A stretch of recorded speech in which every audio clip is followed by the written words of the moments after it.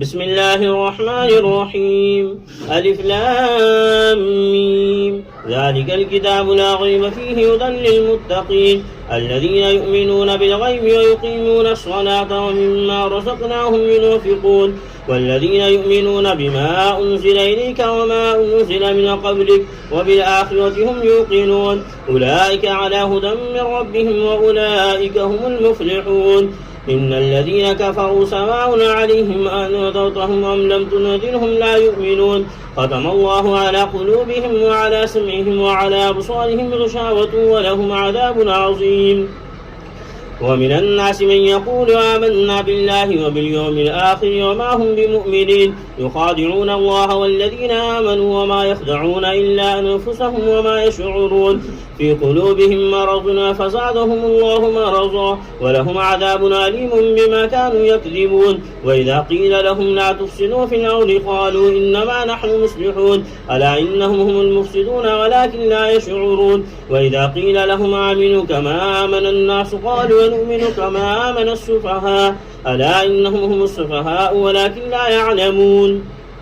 وإذا لقوا الذين آمنوا قالوا آمنا وإذا خلوا إلى شياطينهم قالوا إنا معكم إنما نحن مستهزئون الله يستهزئ بهم ويمدهم في طغيانهم يعمهون أولئك الذين اشتروا الضلالة بالهدى فما ربحت تجارتهم وما كانوا مهتدين مثلهم كمثل الذي استوقد نارا فلما أضاءت ما حوله ذهب الله بنورهم وتركهم في ظلمات لا يبصرون ثم بكم عمي فهم لا يرجعون أو كصيب من السماء فيه ظلمات ورعد وبرق يجعلون أصابعهم في آذانهم من الصواعق حذر الموت والله محيط بالكافرين يكاد البرق يخطف أبصارهم كلما أضاء لهم مشوا فيه وإذا أظلم عليهم قاموا ولو شاء الله لذهب بسمعهم وأبصارهم إن الله على كل شيء قدير يا أيها الناس اعبدوا ربكم الذي خلقكم والذين من قبلكم لعلكم تتقون الذي جعل لكم الأرض فراشا والسماء بناء وأنزل من السماء ماء فأخرج به من الثمرات رزقا لكم فلا تجعلوا لله أندادا وأنتم تعلمون وإن كنتم في ريب مما نزلنا على عبدنا فأتوا بسورة من مثله وادعوا شهداءكم من دون الله إن كنتم صادقين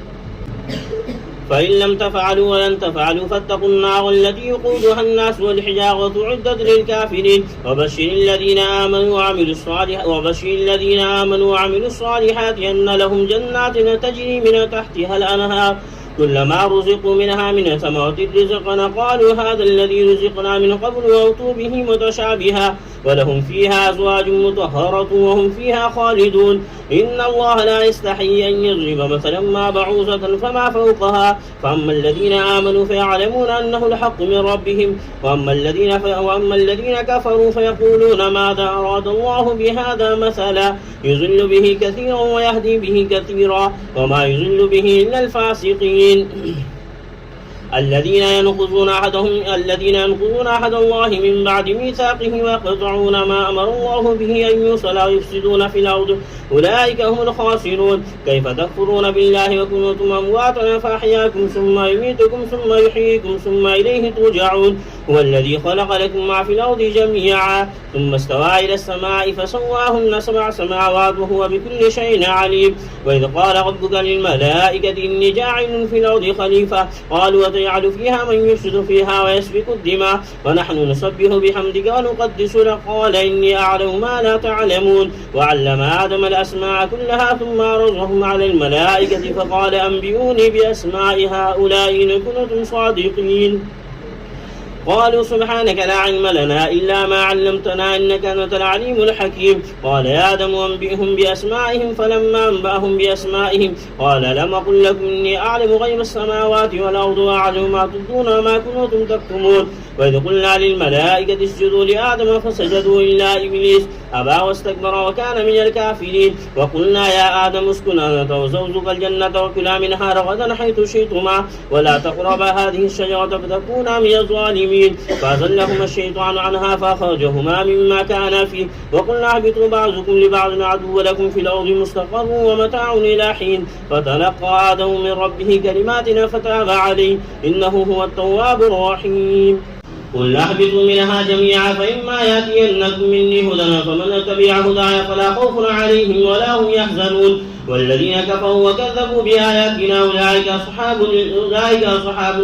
والذين كفروا وكذبوا بآياتنا أولئك أصحاب النار هم فيها خالدون يا بني إسرائيل اذكروا نعمتي التي أنعمت عليكم وأوفوا بعهدي أوف بعهدكم وإياي فارهبون وآمنوا بما نزلت مصدقا لما معكم ولا تكونوا أول كافر به ولا تشتروا بآياتي ثمنا قليلا وإياي فاتقون ولا تلبسوا الحق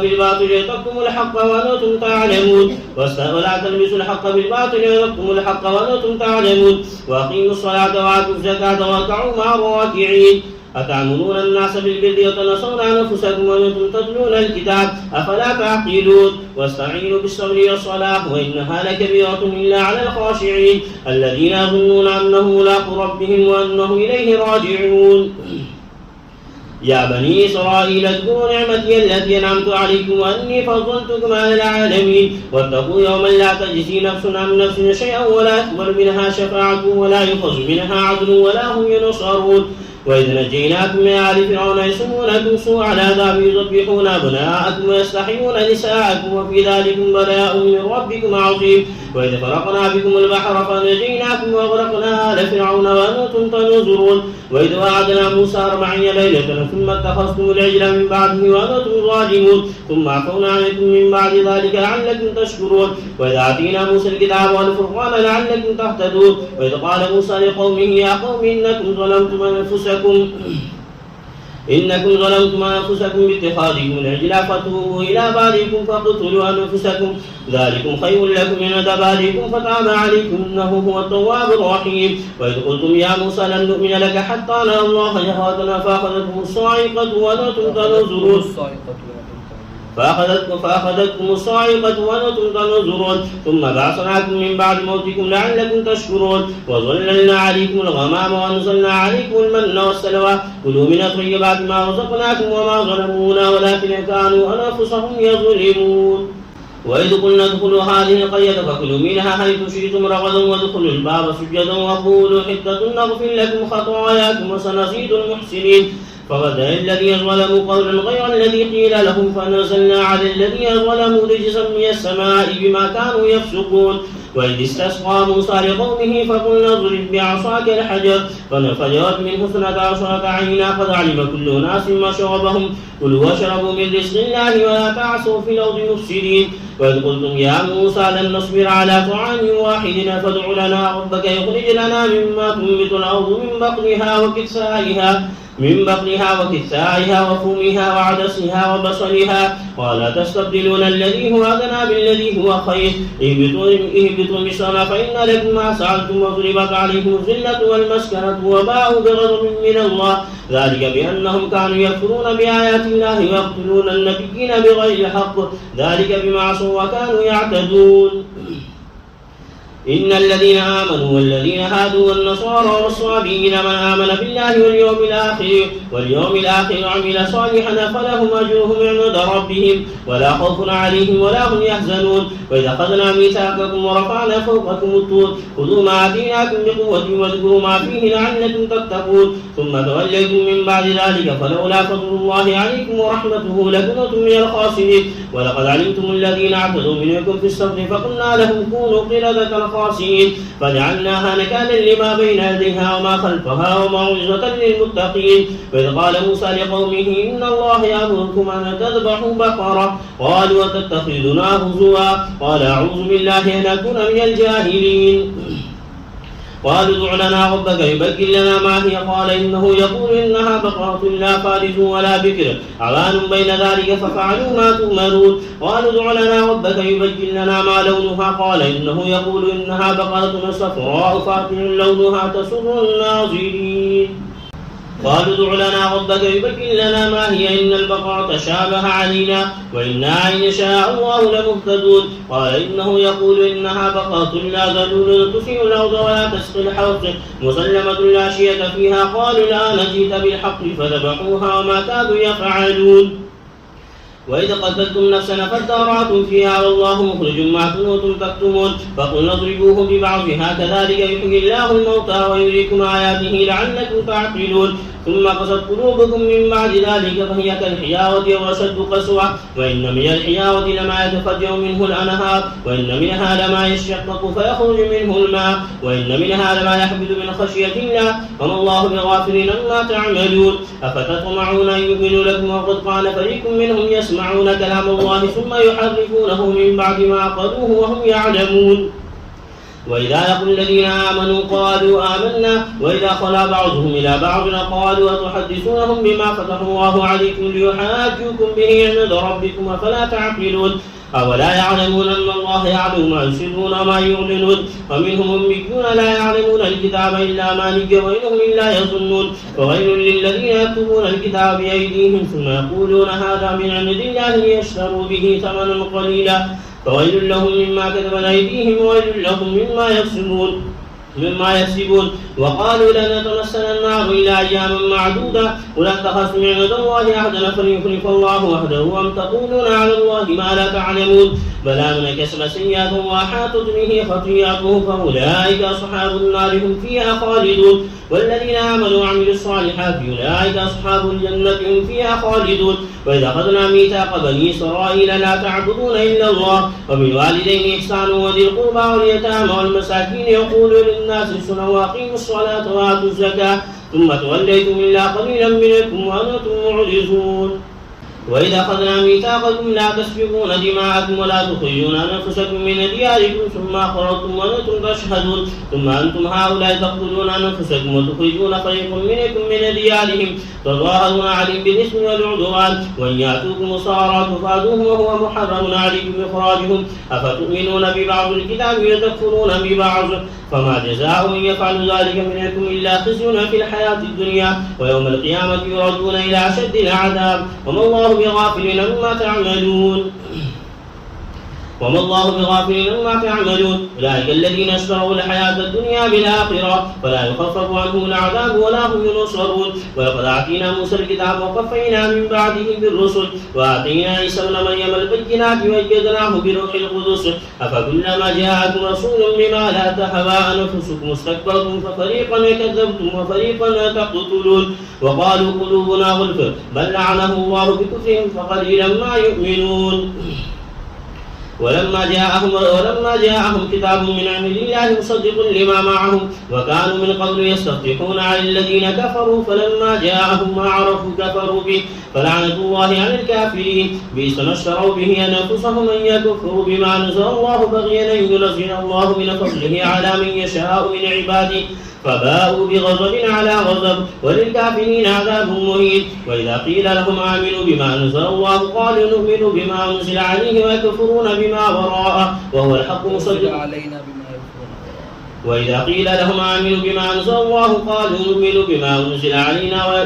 بما أنزل علينا ويكفرون بما وراءه وهو الحق مصدقا لما معهم قل فلم تقتلون أنبياء الله من قبل إن كنتم مؤمنين ولقد جاءكم موسى بالبينات ثم اتخذتم العجل من بعده وأنتم ظالمون وإذا أخذنا ميثاقكم ورفعنا فوقكم الطور خذوا ما آتيناكم بقوة واسمعوا قالوا سمعنا وعصينا وأشربوا في قلوبهم العجل بكفرهم قل بئس ما يأمركم به إيمانكم إن كنتم مؤمنين قل إن كانت لكم الدار الآخرة عند الله خالصة من دون الناس فتمنوا الموت إن كنتم صادقين ولن يتمنه أبدا بما قدمت أيديهم والله عليم بالظالمين ولتجدنهم أحرص الناس على حياة ومن الذين أشركوا يود أحدهم لو يعمر 1000 سنة وما هو بمزحزحه من العذاب أن يعمر والله بصير بما يعملون قل من كان عدوا لجبريل فإنه نزله على قلبك بإذن الله مصدقا لما بين يديه وبشرى للمؤمنين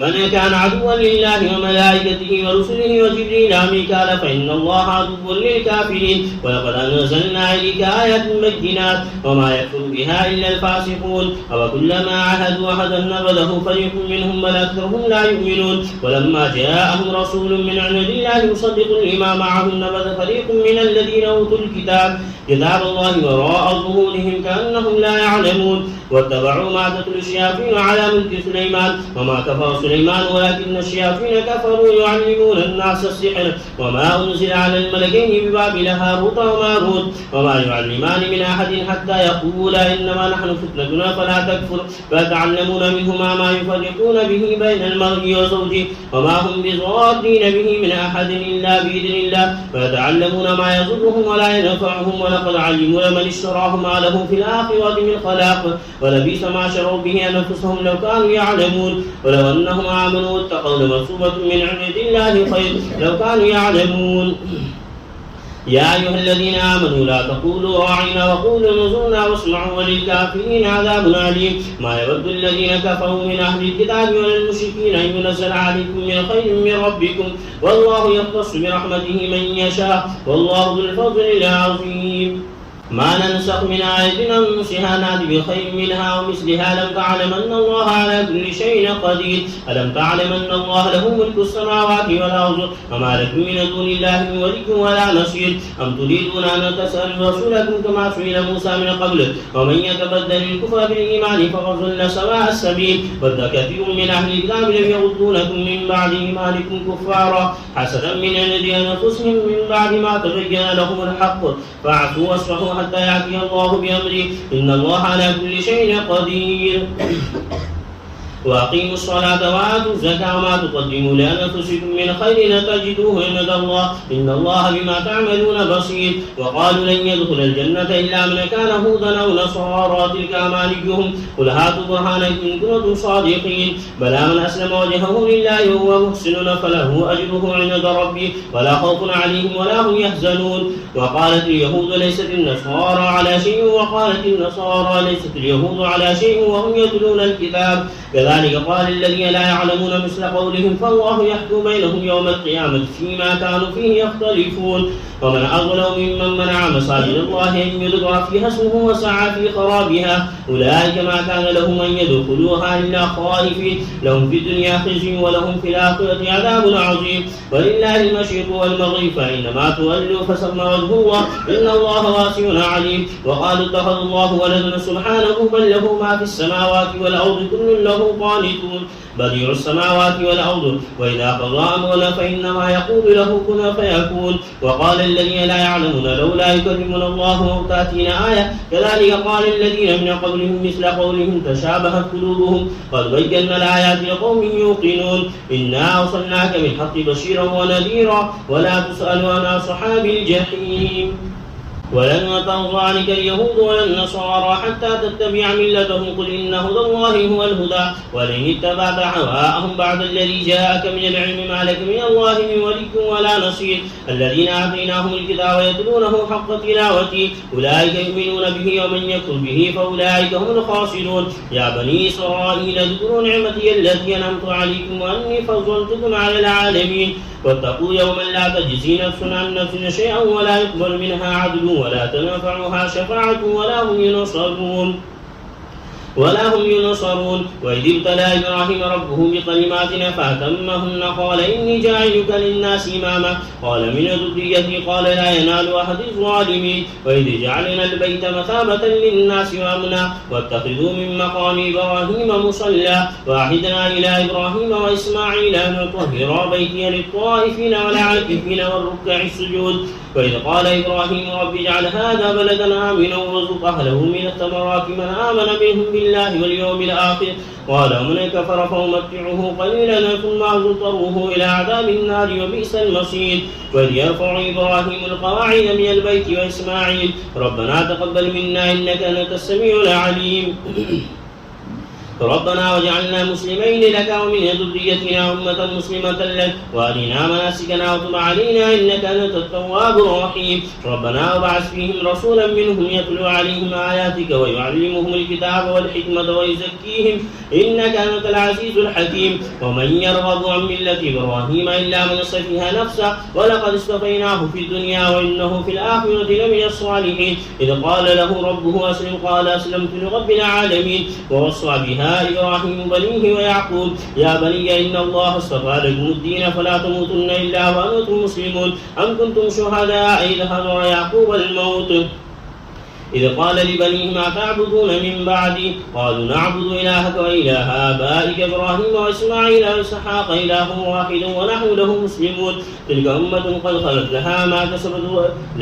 كسبت ولكم ما كسبتم ولا تسألون عما كانوا يعملون وقالوا كونوا هودا أو نصارى تهتدوا قل بل ملة إبراهيم حنيفا وما كان من المشركين قولوا آمنا بالله وما أنزل إلى إبراهيم وإسماعيل وإسحاق ويعقوب والأسباط وما أوتي موسى وعيسى وما أوتي النبيون من ربهم لا نفرق بين أحد منهم ونحن له مسلمون فإن آمنوا بمثل ما آمنتم به فقد اهتدوا وإن تولوا فإنما هم في شقاق فسيكفيكهم الله وهو السميع العليم صبغة الله من أحسن من الله صبغة ونحن له عابدون ولا تحاجوننا في الله وهو ربنا وربكم ولنا أعمالنا ولكم أعمالكم ونحن له مخلصون أم تقولون إن إبراهيم وإسماعيل وإسحاق ويعقوب والأسباط كانوا هودا أو نصارى قل أأنتم أعلم أم الله ومن أظلم ممن كتم شهادة عنده من الله وما الله بغافل عما تعملون تلك أمة قد خلت لها ما كسبت ولكم ما كسبتم ولا تسألون عما كانوا يعملون سيقول السفهاء من الناس ما ولاهم عن قبلتهم التي كانوا عليها قل لله المشرق والمغرب يهدي من يشاء إلى صراط مستقيم وكذلك جعلناكم أمة وسطا لتكونوا شهداء على الناس ويكون الرسول عليكم شهيدا وما جعلنا القبلة التي كنت عليها إلا لنعلم من يتبع الرسول ممن ينقلب على عقبيه وإن كانت لكبيرة إلا على الذين هدى الله وما كان الله ليضيع إيمانكم إن الله بالناس لرؤوف رحيم قد نرى تقلب وجهك في السماء فلنولينك قبلة ترضاها فول وجهك شطر المسجد الحرام وحيث ما كنتم فولوا وجوهكم شطره وإن الذين أوتوا الكتاب ليعلمون أنه الحق من ربهم وما الله بغافل عما يعملون ولئن أتيت الذين أوتوا الكتاب بكل آية ما تبعوا قبلتك وما أنت بتابع قبلتهم وما بعضهم بتابع قبلة بعض ولئن اتبعت هواءهم من بعد ما جاءك من العلم إنك إذا لمن الظالمين الذين آتيناهم الكتاب يعرفونه كما يعرفون أبناءهم وإن فريقا منهم ليكتمون الحق وهم يعلمون الحق من ربك فلا تكونن من الممترين ولكل وجهة هو موليها فاستبقوا الخيرات أينما تكونوا يأت بكم الله جميعا إن الله على كل شيء قدير ومن حيث خرجت فول وجهك شطر المسجد الحرام وإنه للحق من ربك وما الله بغافل عما تعملون ومن حيث خرجت فول وجهك شطر المسجد الحرام وحيث ما كنتم فولوا وجوهكم شطرا لئلا يكون للناس عليكم حجة إلا الذين ظلموا منهم فلا تخشوهم واخشوني ويتم نعمتي عليكم ولعلكم تهتدون كما أرسلنا فيكم رسولا منكم يتلو عليكم آياتنا ويزكيكم ويعلمكم الكتاب والحكمة ويعلمكم ما لم تكونوا تعلمون فاذكروني أذكركم واشكروني ولا تكفرون يا أيها الذين آمنوا استعينوا بالصبر والصلاة إن الله مع الصابرين ولا تقولوا لمن يقتل في سبيل الله أموات بل أحياء ولكن لا تشعرون ولنبلونكم بشيء من الخوف والجوع ونقص من الأموال والأنفس والثمرات وبشر الصابرين الذين إذا أصابتهم مصيبة قالوا إنا لله وإنا إليه راجعون أولئك عليهم صلوات من ربهم ورحمة وأولئك هم المهتدون إن الصفا والمروة من شعائر الله ومن حج البيت أو اعتمر فلا جناح عليه أن يطوف بهما ومن تطوع خيرا فإن الله شاكر عليم إن الذين يكتمون ما نزلنا من البينات والهدى من بعد ما بيناه للناس في الكتاب أولئك يلعنهم الله ويلعنهم اللاعنون إلا الذين تابوا وأصلحوا وبينوا فأولئك أتوب عليهم وأنا التواب الرحيم إن الذين كفروا وماتوا وهم كفار أولئك عليهم لعنة الله والملائكة والناس أجمعين خالدين فيها لا يخفف عنهم العذاب ولا هم ينظرون وإلهكم إله واحد لا إله إلا هو الرحمن الرحيم إن في خلق السماوات والأرض واختلاف الليل والنهار والفلك التي تجري في البحر بما ينفع الناس وما أنزل الله من السماء من ماء فأحيا به الأرض بعد موتها وبث فيها من كل دابة وتصريف الرياح والسحاب المسخر بين السماء والأرض لآيات لقوم يعقلون ومن الناس من يتخذ من دون الله أندادا يحبونهم كحب الله والذين آمنوا أشد حبا لله ولو يرى الذين ظلموا إذ يرون العذاب أن القوة لله جميعا وأن الله شديد العذاب إذ تبرأ الذين اتبعوا من الذين اتبعوا ورأوا العذاب وتقطعت بهم الأسباب وقال الذين اتبعوا لو أن لنا كرة فنتبرأ منهم كما تبرأوا منا كذلك يريهم الله أعمالهم حسرات عليهم وما هم بخارجين من النار يا أيها الناس كلوا مما في الأرض حلالا طيبا ولا تتبعوا خطوات الشيطان إنه لكم عدو مبين إنما يأمركم بالسوء والفحشاء وأن تقولوا على الله ما لا تعلمون وإذا قيل لهم اتبعوا ما أنزل الله قالوا من نتبع ما ألفينا عليه آباءنا أولو كان آباؤهم لا يعقلون شيئا ولا يهتدون ومثل الذين كفروا كمثل الذي ينعق بما لا يسمع إلا دعاء ونداء صم بكم عمي فهم لا يعقلون يا أيها الذين آمنوا كلوا من طيبات ما رزقناكم واشكروا لله إن كنتم إياه تعبدون إنما حرم عليكم الميتة والدم ولحم الخنزير وما أهل به لغير الله ومن اضطر غير باغ ولا عاد فلا إثم عليه إن الله غفور رحيم إن الذين يكتمون ما أنزل الله من الكتاب ويشترون به ثمنا قليلا أولئك ما يأكلون في بطونهم إلا النار ولا يكلمهم الله يوم القيامة ولا يزكيهم ولهم عذاب أليم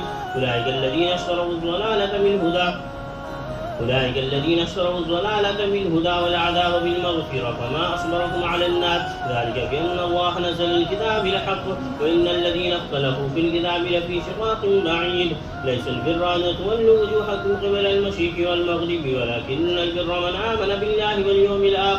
من آمن بالله واليوم الآخر والملائكة والكتاب والنبيين وآتى المال على حبه ذوي القربى واليتامى والمساكين ومن السبيل والسائلين وفي الرقاب وأقام الصلاة وآتى الزكاة والموفون بعهدهم إذا عاهدوا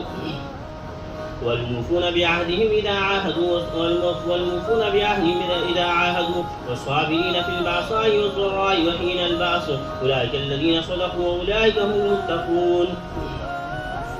يا أيها الذين آمنوا كتب عليكم القصاص في القتلى الحر بالحر والعبد بالعبد والأنثى بالأنثى ومن عفي له من أخيه شيء فاتباع بالمعروف وأداء إليه بإحسان ذلك تخفيف من ربكم ورحمة فمن اعتدى بعد ذلك فله عذاب أليم ولكم في القصاص حياة يا أولي الألباب لعلكم تتقون كتب عليكم إذا حضر أحدكم الموت إن ترك خيرا الوصية للوالدين والأقربين بالمعروف حقا على المتقين فمن بدله بعدما سمعه فإنما اسمه على الذين يبدلونه إن الله سميع عليم فمن خاف من موسى جنفا أو إثما فأصلح بينهم فلا إثم عليه إن الله غفور رحيم يا أيها الذين آمنوا كتب عليكم الصيام كما كتب على الذين من قبلكم لعلكم تتقون أياما معدودات فمن كان منكم مريضا أو على سفر فعدة من أيام أخر وعلى الذين يطيقونه فدية طعام مسكين فمن تطوع خيرا فهو خير له وأن تصوموا خير لكم إن كنتم تعلمون شهر رمضان الذي أنزل فيه القرآن هدى للناس بينات من الهدى والفرقان فمن شهد منكم الشهر فليصم ومن كان مريضا أو على سفر فعدة من أيام أخر يريد الله بكم اليسر ولا يريد بكم العسر ولتكملوا العدة ولتكبروا الله على ما هداكم ولعلكم تشكرون وإذا سألك عبادي عني فإني قريب أجيب دعوة الداء إذا دعاني فليستجيبوا لي وليؤمنوا بي لعلهم يرشدون أحل لكم ليلة الصيام الرفث إلى نسائكم هن لباس لكم وأنتم لباس لهن علم الله أنكم كنتم تختانون أنفسكم فتاب عليكم وعفى عنكم فالآن باشروهن وابتغوا ما كتب الله لكم وكلوا واشربوا حتى يتبين لكم الخيط الأبيض من الخيط الأسود من الفجر ثم أتموا الصيام إلى الليل ولا تباشروهن وأنتم عاكفون في المساجد تلك حدود الله فلا تقربوها كذلك يبين الله آياته للناس لعلهم يتقون ولا تأكلوا أموالكم بينكم بالباطل وتدلوا بها إلى الحكام لتأكلوا فريقا من أموال الناس بالإثم وأنتم تعلمون يسألونك عن الأهلة قل هي مواقيت للناس والحج وليس البر بأن تأتوا البيوت من ظهورها ولكن البر من اتقى وأتوا البيوت من أبوابها واتقوا الله لعلكم تفلحون وقاتلوا في سبيل الله الذين يقاتلونكم ولا تعتدوا إن الله لا يحب المعتدين وقتلوهم حيث ثقفتموهم وأخرجوهم من حيث أخرجوكم والفتنة أشد من القتل ولا تقاتلوهم عند المسجد الحرام حتى يقاتلوكم فيه فإن قاتلوكم فاقتلوهم كذلك جزاء الكافرين فإن انتهوا فإن الله غفور رحيم وقاتلوهم حتى لا تكون فتنة ويكون الدين كله لله فإن انتهوا فلا عدوان إلا على الظالمين الشهر الحرام بالشهر الحرام والحرمات قصاص ومن اعتدى عليكم فاعتدوا عليه بمثل ما اعتدى عليكم واتقوا الله واعلموا أن الله مع المتقين وانفقوا في سبيل الله ولا تلقوا بأيديكم إلى التهلكة وأحسنوا إن الله يحب المحسنين وأتموا الحج والعمرة لله فإن أحسنتم فما استيسر من الهدي ولا تحلقوا رؤوسكم حتى يبلغ الهدي مهله ومن كان منكم مريضا أو به أذى من رأسه ففدية من صيام أو صدقة أو نسك فإذا أمنتم فمن تمتع بالعمرة إلى الحج فما استيسر من الهدي فمن لم يجد فصيام 3 أيام في الحج و7 إذا رجعتم تلك 10 كاملة ذلك لمن لم يكن أهله حاضر المسجد الحرام واتقوا الله واعلموا أن الله شديد العقاب الحج أشهر معلومات فمن فرض فيهن الحج فلا رفث ولا فسوق ولا جدال من حج ولا تفعلوا من خير يعلمه الله وتزودوا فإن خير الزاد التقوى واتقون يا أولي الألباب ليس عليكم جناح أن تبتغوا فضلا من ربكم فإذا أخذتم من عرفات فاذكروا الله عند المشعر الحرام واذكروه كما هداكم وإن كنتم من قبله لمن الضالين ثم أفيضوا من حيث أفاض الناس واستغفروا الله إن الله غفور رحيم فإذا قضيتم مناسككم فاذكروا الله كذكركم آباءكم وشد ذكرا فمن الناس من يقول ربنا آتنا في الدنيا ما له في الآخرة من خلاق ومنهم من يقول ربنا آتنا في الدنيا حسنة وفي الآخرة حسنة وقنا عذاب النار أولئك لهم نصيب مما كسبوا والله سريع الحساب واذكروا الله في أيام معدودات ومن تعجل في يومين فلا إثم عليه ومن تأخر فلا إثم عليه لمن اتقى واتقوا الله واعلموا أنكم إليه تحشرون ومن الناس من يعجبك قوله في الحياة الدنيا ويشهد الله على ما في قلبه وهو ألد الخصام وإذا تولى سعى في الأرض ليفسد فيها ويهلك الحرث والنسل والله لا يحب الفساد وإذا قيل له اتق الله أخذته العزة بالإثم فحسبه جهنم ولبئس المهاد ومن الناس من يشري نفسه ابتغاء مرضات الله والله رؤوف بالعباد يا أيها الذين آمنوا ادخلوا في السلم كافة ولا تتبعوا خطوات الشيطان إنه لكم عدو مبين فإن زللتم من بعد ما جاءتكم البينات فاعلموا أن الله عزيز حكيم هل ينظرون إلا أن يأتيهم الله في ظلل من الغمام والملائكة وقضي الأمر وإلى الله ترجع الأمور سل بني إسرائيل كما آتيناهم من آية بينة ومن يبدل نعمة الله من بعد ما جاءته فإن الله شديد العقاب زين للذين كفروا الحياة الدنيا ويسخرون من الذين آمنوا والذين اتقوا فوقهم يوم القيامة والله يرزق من يشاء بغير حساب كان الناس أمة واحدة فبعث الله النبيين مبشرين ومنذرين ونزل معهم الكتاب بالحق ليحكم بين الناس فيما اختلفوا فيه وما اختلف فيه إلا الذين أوتوه من بعد ما جاءتهم البينات بغيا بينهم فهدى الله الذين آمنوا لما اختلفوا فيه من الحق بإذنه والله يهدي من يشاء إلى صراط مستقيم أم حسبتم أن تدخلوا الجنة ولما يأتكم مثل الذين خلوا من قبلكم مستهم البعصاء والضراء وزلزلوا حتى يقول الرسول والذين آمنوا معه متى نصر الله ألا إن نصر الله قريب يسألونك ماذا ينفقون قل ما أنفقتم من خير فللوالدين والأقربين واليتامى والمساكين وابن السبيل وما تفعلوا من خير فإن الله به عليم كتب عليكم القتال وهو كره لكم وعسى أن تكرهوا شيئا وهو خير لكم وعسى أن تكرهوا شيئا وهو خير كتب عليكم القتال وهو كره لكم وعسى أن تكرهوا شيئا وهو خير لكم وعسى أن تحبوا شيئا وهو شر لكم والله يعلم وأنتم لا تعلمون يسألونك عن الشهر الحرام قتال فيه قل قتال فيه كبير وصد عن سبيل الله وكفر به والمسجد الحرام وإخراج أهله منه أكبر عند الله والفتنة وأكبر من القتل ولا يزالون يقاتلونكم حتى يردوكم عن دينكم إن استطاعوا ومن يرتد منكم عن دينه فيمت وهو كافر فأولئك أصحاب النار هم فيها خالدون إن الذين آمنوا هاجروا وجاهدوا في سبيل الله أولئك يرجون رحمة الله والله غفور رحيم يسألونك عن الخمر والميسر قل فيهما إثم كبير ومنافع للناس وإثمهما أكبر من نفعهما ويسألونك ماذا ينفقون قل العفو كذلك يبين الله لكم الآيات لعلكم تتفكرون في الدنيا والآخرة ويسألونك عن اليتامى قل إصلاح لهم خير وإن تخالطوهم فإخوانكم والله يعلم المفسد من المصلح ولو شاء الله لأعنتكم إن الله عزيز حكيم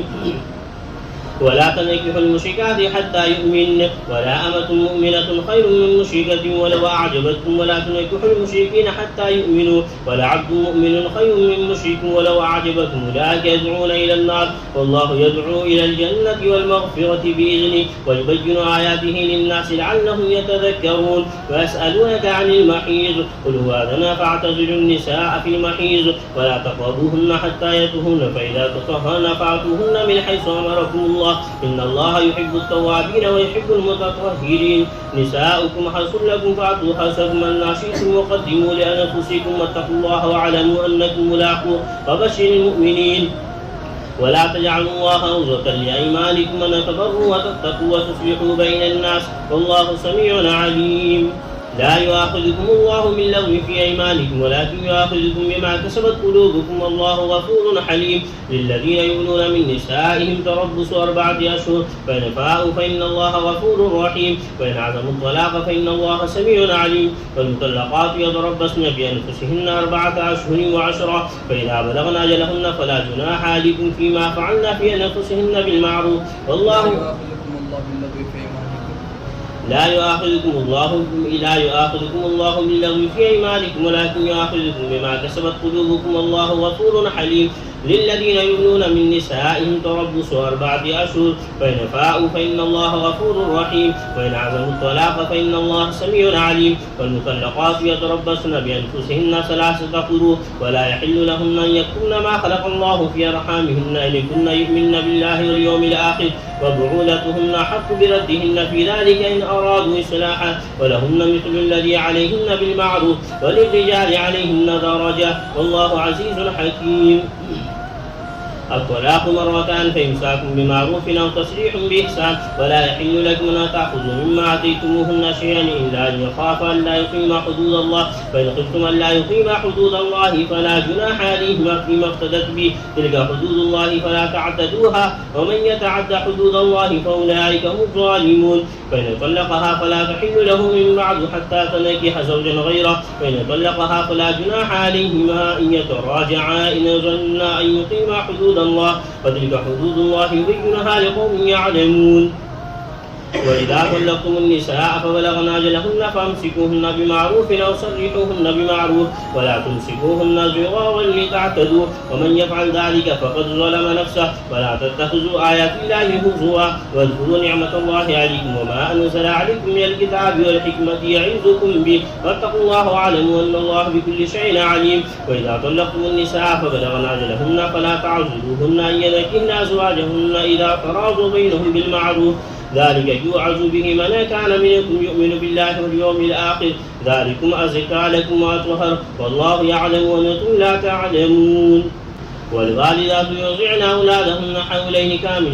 كاملين لمن أراد أن يتم الرضاعة وعلى المولود له رزقهن وكسوتهن بالمعروف لا تكلف نفس إلا وسعها لا تضار والدة بولدها ولا مولود له بولده وعلى الوارث مثل ذلك فإن أراد فصالا عن تراض منهما تشابه فلا جناح عليهما وإن أردتم أن تستوضعوا أولادكم فلا جناح عليكم إذا سلمتم ما آتيتم بالمعروف واتقوا الله واعلموا أن الله بما تعملون بصير والذين يتوفون منكم ويذرون أزواج يتربصن بأنفسهن 4 أشهر و10 فإذا بلغن أجلهن فلا جناح عليكم فيما فعلن في أنفسهن بالمعروف والله بما تعملون خبير ولا جناح عليكم فيما عرضتم به من خطبة النساء أو أكننتم في أنفسكم علم الله أنكم ستذكرونهن ولكن لا تواعدوهن سرا إلا أن تقولوا قولا معروفا ولا تعزموا عقدة النكاح حتى يبلغ الكتاب أجله واعلموا أن الله يعلم ما في أنفسكم فاحذروا واعلموا أن الله غفور حليم. لا جناح عليكم إن طلقتم النساء ما لم تمسوهن أو تفرضوا لهن فريضة ومتعوهن على الموسع قدره وعلى المقتر قدره متاعا بالمعروف حقا على المحسنين. فإن طلقتموهن من قبل أن تمسوهن وقد فرضتم لهن فريضة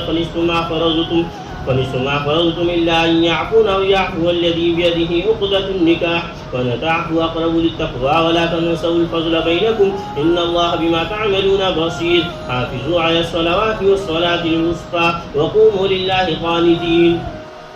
فإن خفتم فرجالا أو ركبانا فإذا أمنتم فاذكروا الله كما علمكم ما لم تكونوا تعلمون. والذين يتوفون منكم يذرون أزواجا وصية لأزواجهم متاعا إلى الحول غير إخراج فإن خرجنا فلا جناح عليكم فيما فعلنا في أنفسهن من معروف والله عزيز حكيم. وللمطلقات متاعا بالمعروف حقا على المتقين كذلك يبين الله لكم آياته لعلكم تعقلون. ألم تر إلى الذين خرجوا من ديارهم وهم ألوف حذر الموت فقال لهم الله موتوا ثم أحياهم إن الله لذو فضل على الناس ولكن أكثر الناس لا يشكرون. وقاتلوا في سبيل الله واعلموا أن الله سميع عليم. من ذا الذي يقرض الله قرضا حسنا فيضاعفه له أضعافا كثيرة والله يقبض ويبسط وإليه ترجعون. ألم تر إلى الملأ من بني إسرائيل من بعد موسى إذ قالوا لنبي له بعث لنا ملكا نقاتل في سبيل الله قال هل عصيتم إن كتب عليكم القتال ألا تقاتلوا قالوا وما لنا ألا نقاتل في سبيل الله وقد أخرجنا من ديارنا وأبنائنا فلما كتب عليهم القتال تولوا إلا قليلا منهم والله عليم بالظالمين. وقال لهم نبيهم إن الله قد بعث لكم طالوت ملكا قالوا أن يكون له الملك علينا ونحن أحق بالملك منه ولم يؤت سعة من المال قال إن الله اصطفاه عليكم وزاده بسطة في العلم والجسم والله يؤتي ملكه من يشاء والله واسع عليم. وقال لهم نبيهم إن آية ملكه أن يأتيكم التابوت فيه سكينة من ربكم وبقية مما ترك آل موسى وآل هارون تحمله الملائكة إن في ذلك لآية لكم إن كنتم مؤمنين. فلما فصل طالوت بالجنود قال إن الله مبتليكم بنهر فمن شرب منه فليس مني ومن لم يطعمه فإنه مني إلا من اغترف غرفة بيده فشربوا منه إلا قليلا منهم. فلما جاوزه هو والذين آمنوا معه قالوا لا طاقة لنا اليوم بجالوت وجنوده قال الذين يظنون أنهم ملاقو الله كم من فئة قليلة غلبت فئة كثيرة بإذن الله والله مع الصابرين. ولما برزوا لجالوت وجنوده قالوا ربنا افرغ علينا صبرا وثبت أقدامنا وانصرنا على القوم الكافرين فهزموهم بإذن الله. وقتل داود جالوت وآتاه الله الملك والحكمة وعلمه مما يشاء ولولا دفع الله الناس بعضهم ببعض لفسدت الأرض ولكن الله ذو فضل على العالمين. تلك آيات الله نتلوها عليك بالحق وإنك لمن المرسلين. تلك الرسل فضلنا بعضهم على بعض منهم من كلم الله ورفع بعضهم درجات وآتينا عيسى ابن مريم البينات وأيدناه بروح القدس ولو شاء الله ما اقتتل الذين من بعدهم من بعد ما جاءتهم البينات ولكن اختلفوا فمنهم من آمن ومنهم من كفر ولو شاء الله ما اقتتلوا ولكن الله يفعل ما يريد. يا أيها الذين آمنوا أنفقوا مما رزقناكم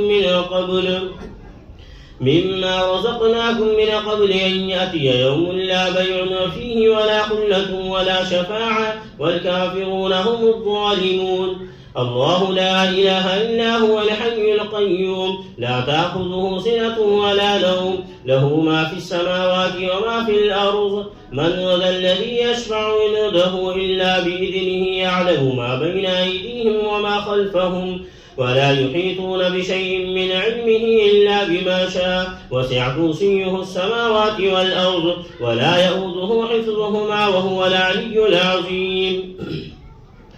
لا إكراه في الدين قد تبين الرشد من الغي فمن يكفر بالطاغوت ويؤمن بالله فقد استمسك بالعروة الوثقى لا انفصام لها والله سميع عليم. الله ولي الذين آمنوا يخرجهم من الظلمات إلى النور والذين كفروا أولياءهم الطاغوت يخرجونهم من النور إلى الظلمات أولئك أصحاب النار هم فيها خالدون. ألم تر إلى الذي حاج إبراهيم في ربه أن آتاه الله الملك إذ قال إبراهيم ربي الذي يحيي ويميت قال أنا أحيي وأميت قال إبراهيم فإن الله يأتي بالشمس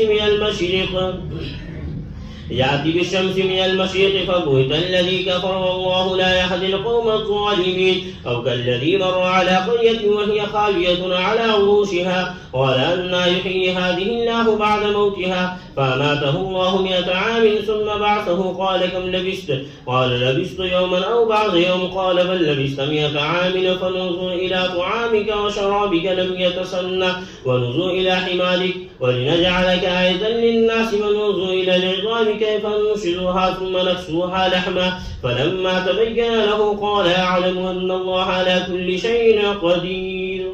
وإذ قال إبراهيم ربي أرني كيف تحيي الموتى قال ولم تؤمن قال بلى ولكن ليطمئن قلبي قال فخذ 4 من الطير فصرهن إليك ثم اجعل على كل جبل منهن جزعا ثم ادعهن يأتينك سعيا واعلم أن الله عزيز حكيم. مثل الذين ينفقون أموالهم في سبيل الله كمثل حبة أنبتت 7 سنابل في كل سنبلة 100 حبة والله يضاعف لمن يشاء والله واسع عليم. الذين ينفقون أموالهم في سبيل الله ثم لا يتبعون ما أنفقوا منا ولا أذى لهم أجرهم عند ربهم ولا خوف عليهم ولا هم يحزنون. قول معروف ومغفرة خير من صدقة يتبعها أذى والله غني حليم.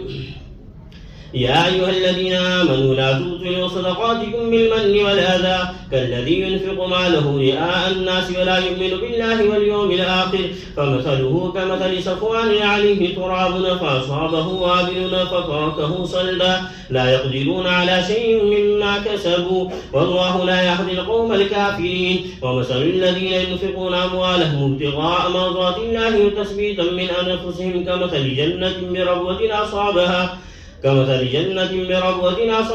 وابل فآتت أكلها ضعفين فإن لم يصبها وابل فطل والله بما تعملون بصير.